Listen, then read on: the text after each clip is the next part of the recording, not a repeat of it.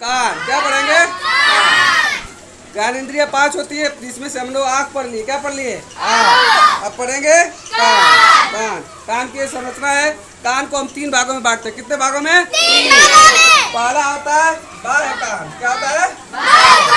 दूसरा होता है मध्य कान। क्या होता है? मध्य कान या मध्य कान, ठीक है। और तीसरा होता है आंतरिक कान। क्या? आंतरिक कान या इनर कान, inner ear, inner ear, inner ear या आंतरिक कान, ठीक है। कान को हम 3 भागों में बांटते हैं।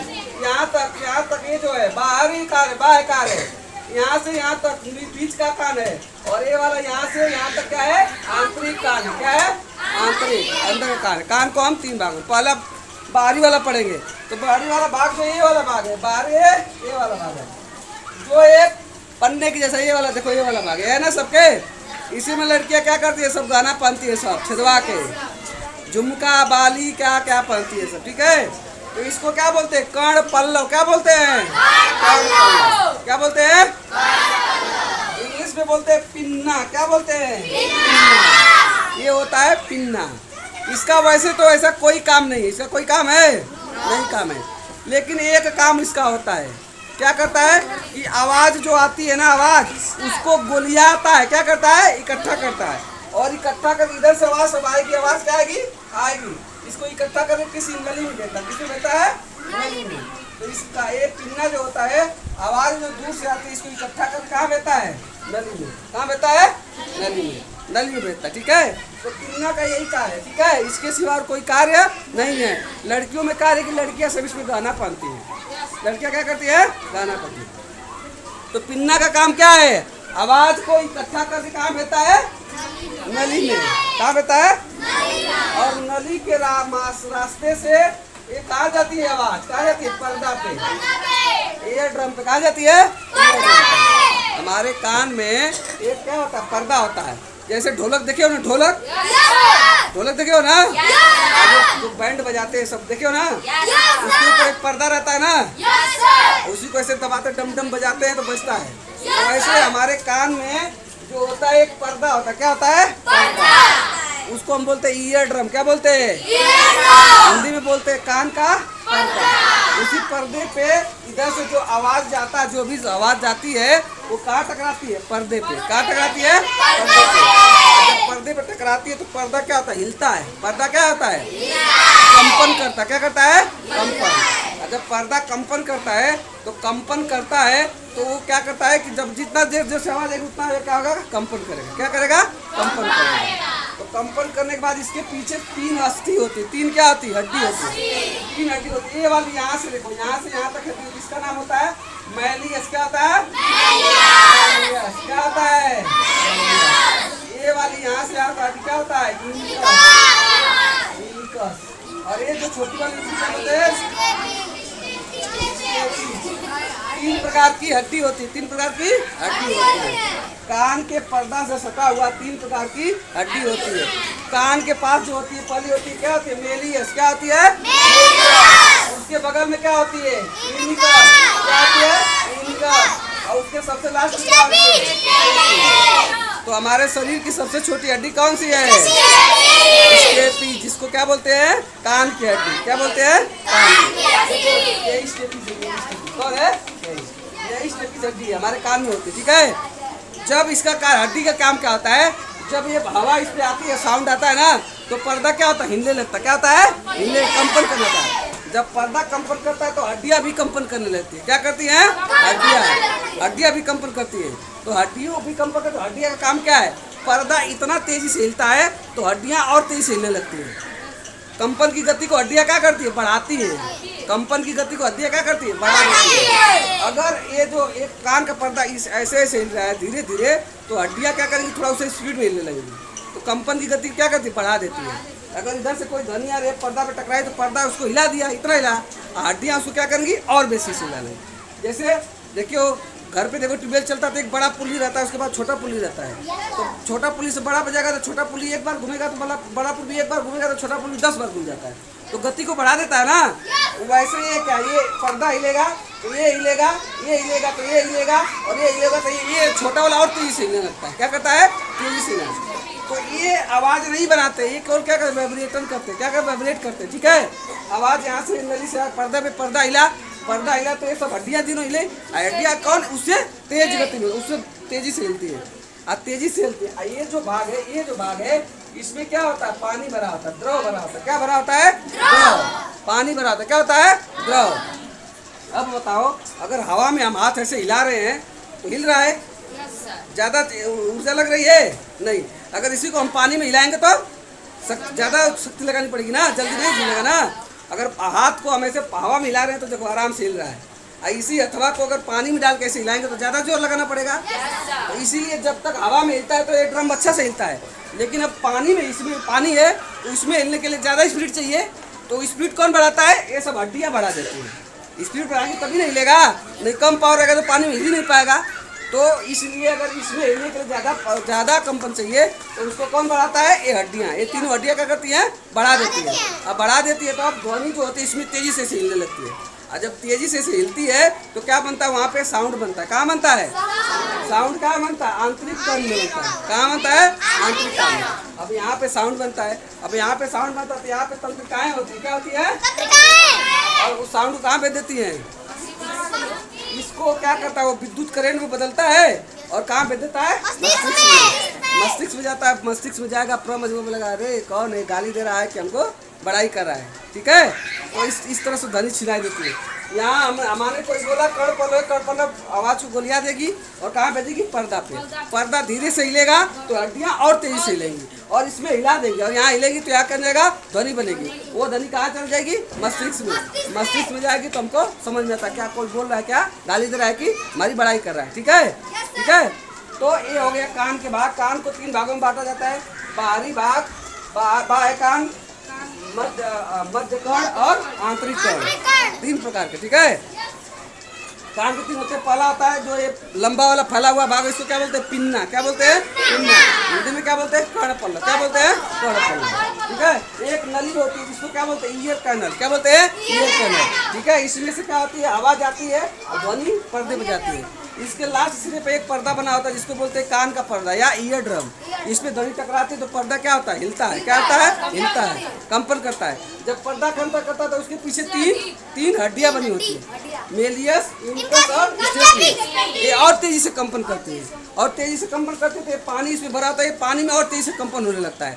और जब कंपन होता है तो वहाँ क्या बनती है? आवाज़ बनती है। और ध्वनि क्या होती है? विद्युत तरंग बदल आती रहती है मस्तिष्क में और वही हमको क्या देती है? सुनाई देती है। वही हमको क्या करती है? सुनाई देती है। ठीक है, बस कान का यही भाग है। इसको अगला भाग को पिन्ना बोलते हैं। एक नली होती है जिसमें आवाज़ आती है। इसी में क्या होता है? मैं खोट बैठ जाता है, तुम लोग निकालते हो ना, इसी नली में रहता है ना। कनवा में खोट बैठ जाएगा तो आप लोग डाल निकालते हो ना, इसी में इसमें कचरा बैठ जाता है, इसको आप लोग खोट बोलते हो, वो आपको निकालते हो। पर्दा में बाई तो छेद हो गया, छेद हो बोलते कान के पर्दा में छेद हो गया है। जब छेद हो जाएगा तो हवा इसमें से निकलने लगी तो आपको कम कंपन करेगा कि हवा तो पास हो जा रही है। अब ढोलक है, उसमें छेद करके ढोलक को बजाओगे तो बजेगा, क्योंकि हवा निकल जा रही है तो सही से नहीं हिलेगा। तो इसलिए कान में, अगर कान के पर्दा में छेद हो जाता है तो हमको बराबर सुनाई नहीं देता है, कम सुनाई लगता है। क्या करता है? कम सुनाई देने लगता है। इसलिए बोलते कान का पर्दा फट गया। कान का पर्दा फटना मतलब कान के पर्दा में छेद हो गया।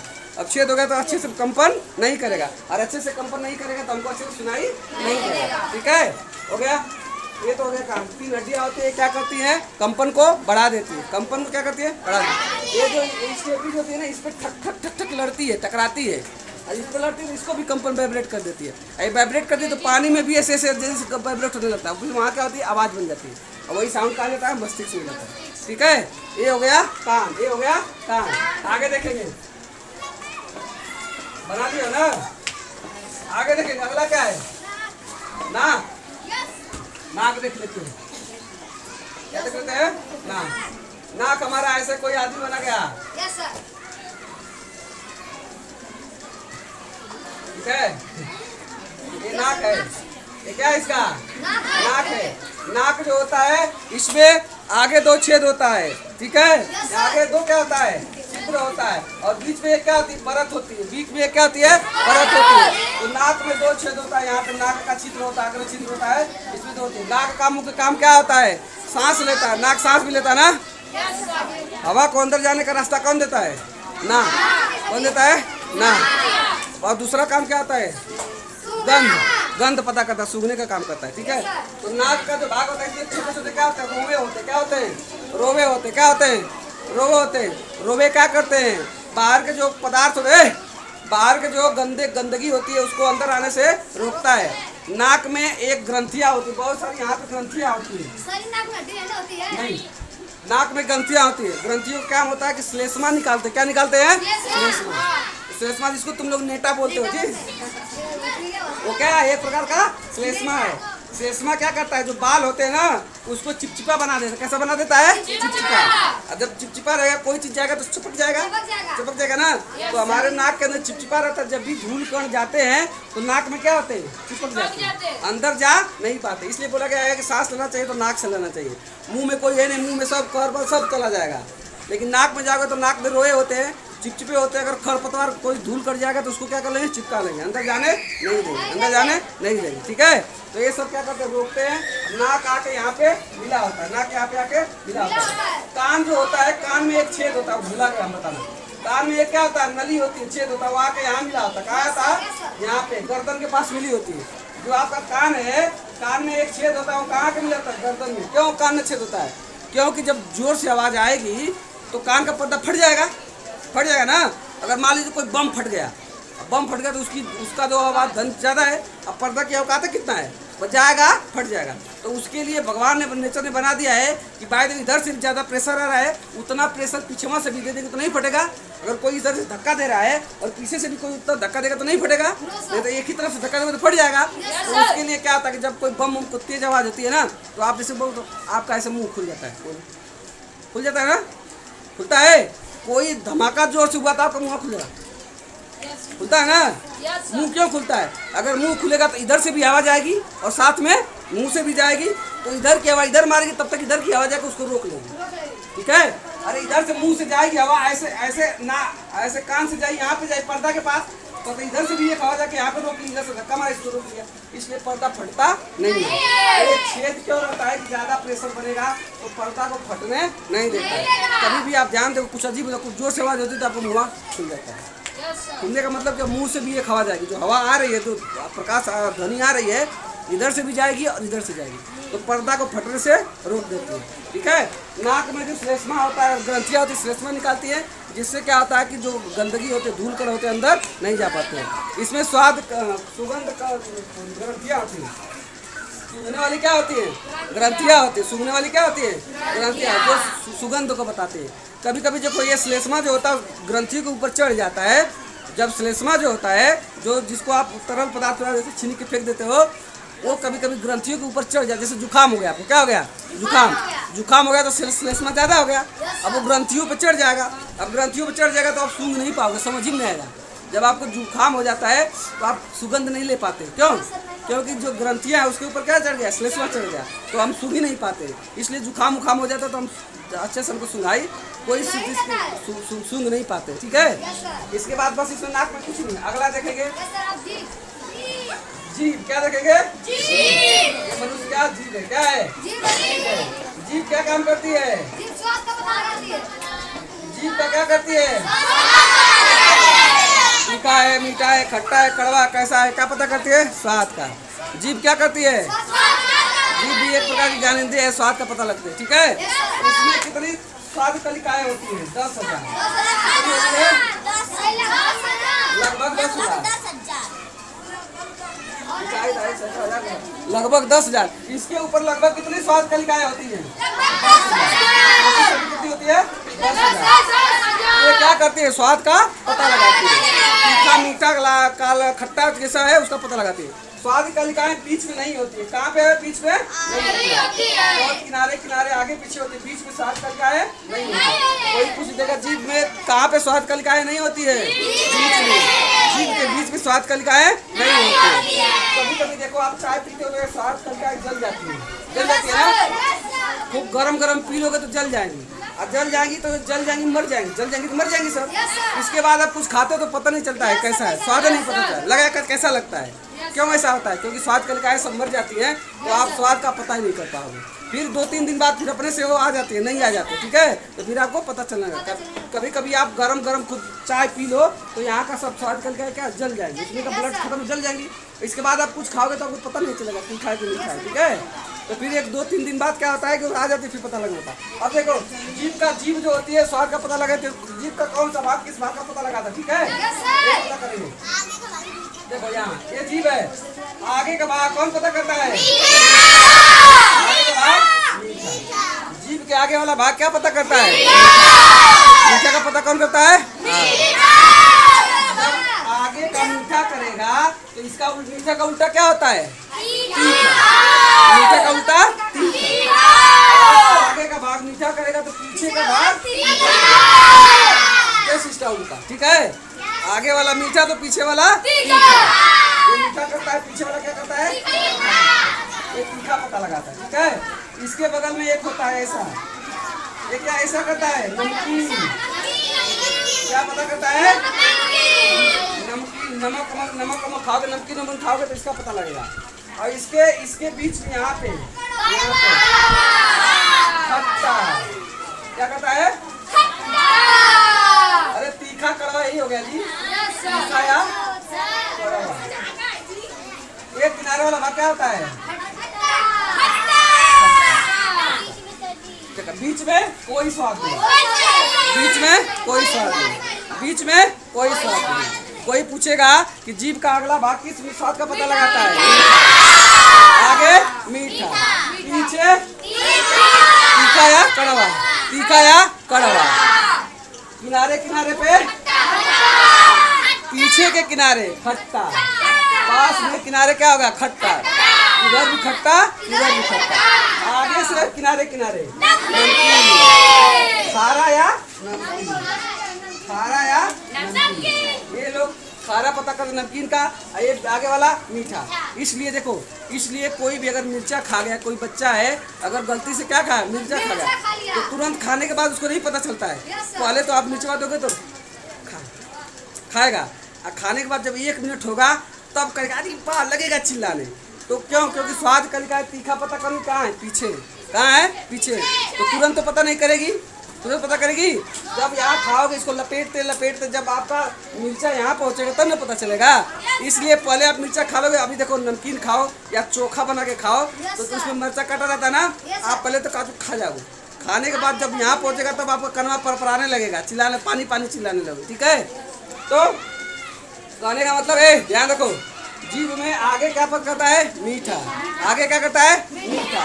पीछे तीखा या कड़वा, पीछे से किनारे खट्टा, आगे से किनारे नमकीन या खारा। जीभ में कितने स्वाद कलिकाएं हैं? 10,000, लगभग 10,000, लगभग 10,000। जीभ के किस भाग में स्वाद कलिकाएं नहीं पाई जाती है? पाई जाती है बीच में नहीं पाई जाती, ठीक है? ये हो गया जीभ का। अगला देखेंगे, अब क्या बच्चा? त्वचा। हमारे शरीर का सबसे बड़ा अंग कौन है? हमारे शरीर का सबसे बड़ा अंग कौन है? त्वचा सबसे बड़ा, पूरा त्वचा है ना, जितना हमारा शरीर उतना त्वचा है सब। तो हमारे शरीर का सबसे बड़ा भाग क्या है? त्वचा है। त्वचा 2 भागों से मिलकर बनाता है। त्वचा की कितनी परत? 2। त्वचा की कितनी परत? 2। एक होता है एपिडर्मिस। क्या होता है? एपिडर्मिस। और दूसरा होता है डर्मिस।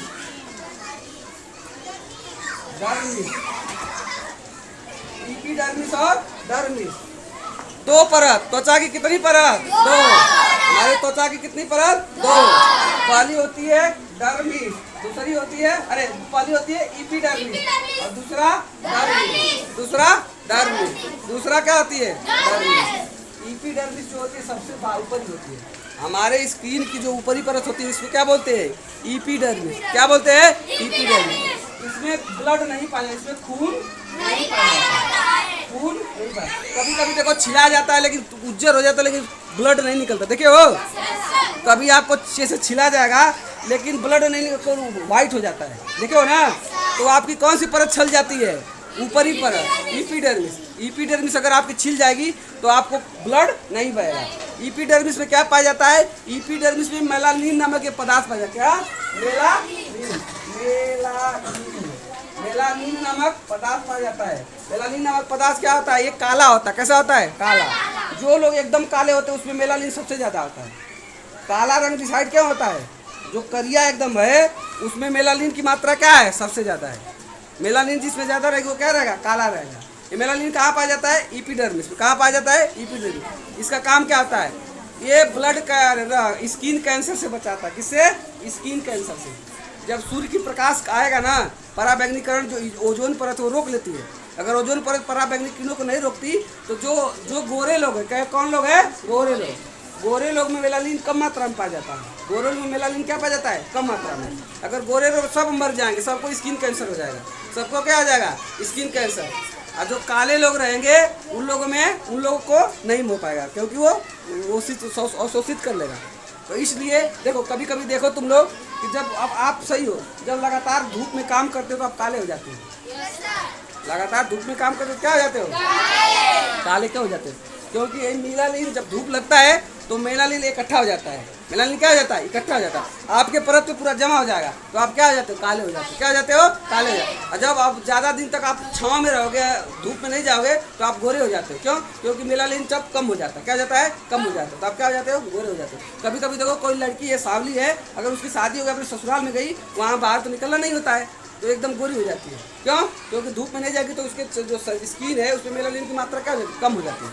कम हो जाएगी तो क्या हो जाएगी? गोरी हो जाएगी। मेलानिन नहीं रहेगा, जिसमें मेलानिन की मात्रा ज़्यादा रहेगा वो कदम काला रहेगा। कैसा रहेगा? काला। काला मतलब ज़्यादा मेलानिन है, और जो काला नहीं उसमें क्या है? कम है। तो रंग निर्धारण कौन करता है? यही मेलानिन करता है।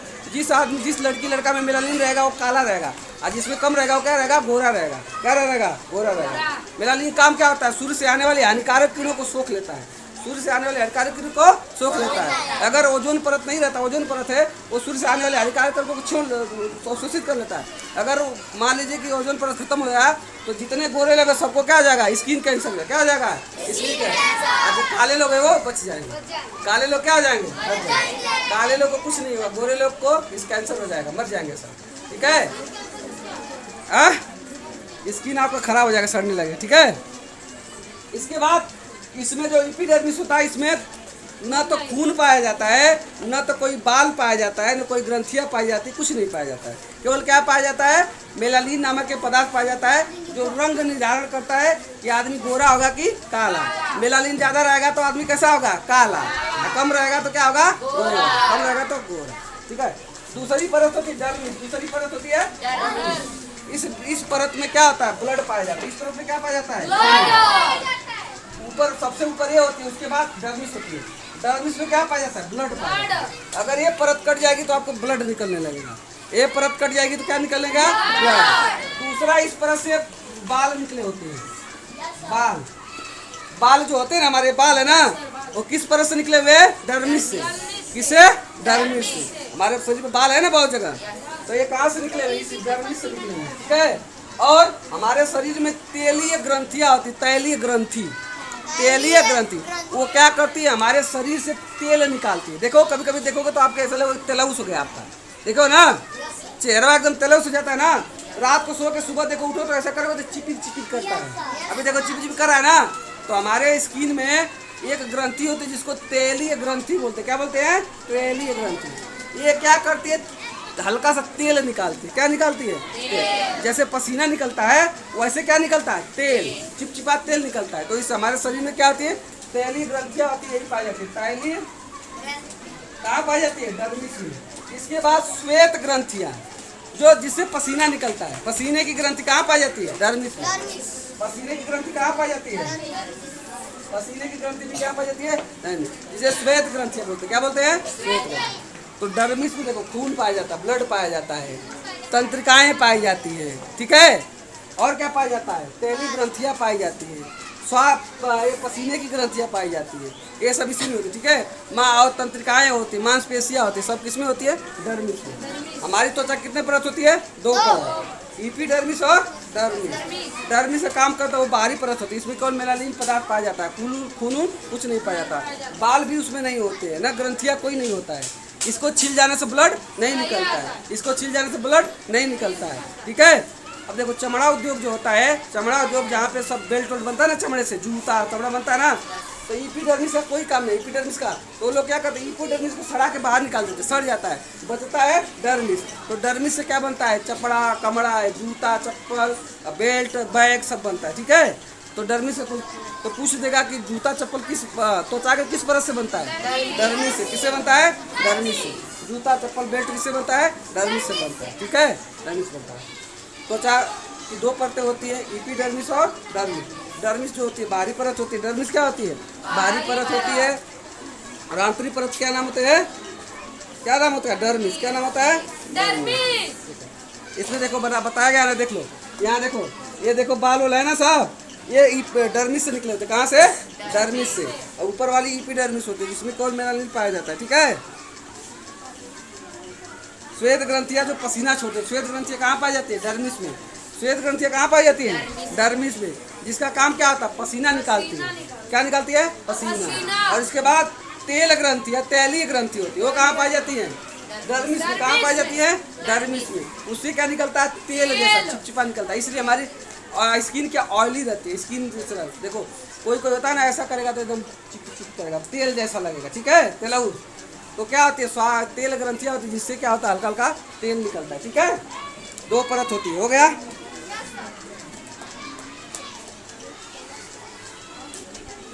हमारी त्वचा उसमें छोटे छोटे बहुत छेद होते हैं ना, ये जितने बाल उतने क्या छेद होते हैं। और वो क्या करते हैं, शरीर के अंदर जो लवड़ होते हैं, उन लवड़ों को पसीने के बाद क्या निकाल देते हैं, बाहर निकाल देते हैं। पानी जो हमको ज़्यादा पानी की जरूरत नहीं, जो पानी एक्स्ट्रा पानी उसको क्या करते हैं, बाहर निकाल देते हैं। और उसके लिए श्वेत ग्रंथियाँ होती हैं, कहाँ पाई जाती है श्वेत ग्रंथियाँ, इपीडर्मिस। श्वेत ग्रंथियाँ कहाँ पाई जाती है, तेली ग्रंथियाँ कहाँ पाई जाती हैं, मेलानिन नामक पदार्थ कहाँ पाया जाता है। त्वचा की कौन सी परत है जिसमें ब्लड नहीं पाया जाता है, ठीक है। हाँ। तो ये हो गया त्वचा की तीन परत, दो परतें होती है, इपीडर्मिस और डर्मिस, ठीक है। अब ये हो गया ज्ञानेंद्रिय खत्म हो गया ना, ठीक है। हमने हमारे पास 5 ज्ञानेंद्रियाँ थी, आँख कान नाक जीभ त्वचा, पढ़ लिया सबने, ठीक है। आप रहने दो, अब कल से अगला चैप्टर, ठीक है।